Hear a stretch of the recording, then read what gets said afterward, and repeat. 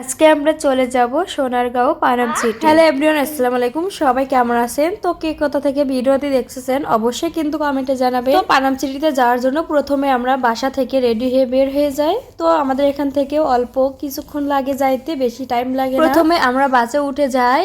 তো বাস থেকে এই যে আমরা চলে আসলাম। এখন আমরা বাস থেকে নেমে কিন্তু রিক্সায় চলে আসলাম পানাম সিটিতে টিকিট কেটে প্রথমে এই বিল্ডিংটা থাকবে। মাশাআল্লাহ, এই বিল্ডিংটা অনেক সুন্দর আর এটা দেখে মনে হয় যেন পুরাতন না, নতুন বিল্ডিং। তো আমরা কিছুক্ষণ এখানে ভিডিও করে নিচ্ছিলাম এবং ছবি তুলে নিচ্ছিলাম। তারপর একটা বিল্ডিং এ যাই সামনে। আমরা ঘরের পাশে যে পানাম সিটি, এটা আমরা জানতাম না। আমরা এর আগে আসছি, সেটা জাদুঘরে ঘুরে চলে গেছি, কিন্তু জানতাম না পাশেই পানাম সিটি ছিল। এখন আমি একটা ভয়ঙ্কর বিল্ডিং এর ভিতর ঢুকবো। তো দেখুন কত অন্ধকার ভিতরে, বাইরে কিন্তু অনেক পরিষ্কার লাগতেছে। তো ভিতরে ঢুকে আরেক রুমে আমি যাচ্ছিলাম। তো প্রথমে আমার ভয় লাগতেছিল, তারপরও আমি সাহস করে চলে আসলাম। এরপর অন্য বিল্ডিং এ চলে আসি। তো এখান থেকে একটু ছবি তুলে নিচ্ছিলাম। আর একটা বিদেশি মহিলার সাথে দেখা হয়েছিল, তার সাথেও কিছু ছবি তুলে এরপর আমরা হাঁটতে হাঁটতে অনেক কষ্ট হয়েছিল, একটু বসে রেস্ট নিচ্ছিলাম। ওখানে আমরা 2-3 ঘন্টা ঘুরে গেটের বাইরে চলে আসি। তো এখানে একটু জিনিস দেখছিলাম যে কিছু কেনাকাটা করা যায় কিনা, কিন্তু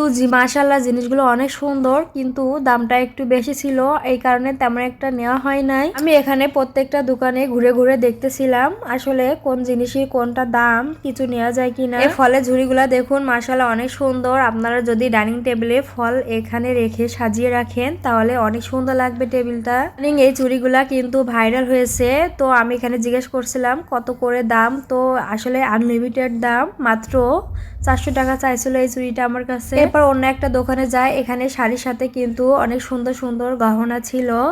তো মিরলও কিন্তু ছিল অনেক সুন্দর সুন্দর, ছোট ছোট মিরলগুলো অনেক সুন্দর লাগতেছিল আমার কাছে। এই মিরলটা নিজেকে নিয়ে একটু ভিডিও করলাম এবং ছবিও তুলে নিলাম। আর এখানে মাটির ফুলদানিগুলো এবং ডিনার সেটগুলো অনেক সুন্দর লাগতেছিল। প্রত্যেকটা জিনিস এত সুন্দর করে বানিয়েছে ওরা হাতে, মাশাআল্লাহ অনেক সুন্দর, আপনি না নিয়ে থাকতেই পারবেন না।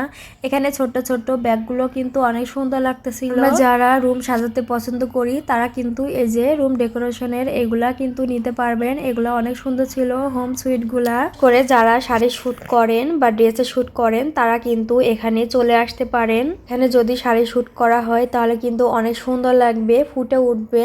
সব দোকানে ঘুরতে ঘুরতে হঠাৎ করে সেলিব্রিটি মিতু আপুর সাথে দেখা হয়ে গেল। তো এখানেও তার দোকান ছিল, আমি জানতাম না। তো তার সাথেও কিন্তু আমি কিছু সেলফি তুলে নিই। তারপর ওখান থেকে আমরা চলে আসি বাসায় যাওয়ার জন্য। আমরা রিক্সায় করে বাস স্ট্যান্ডে চলে আসলাম বাসায় যাওয়ার জন্য।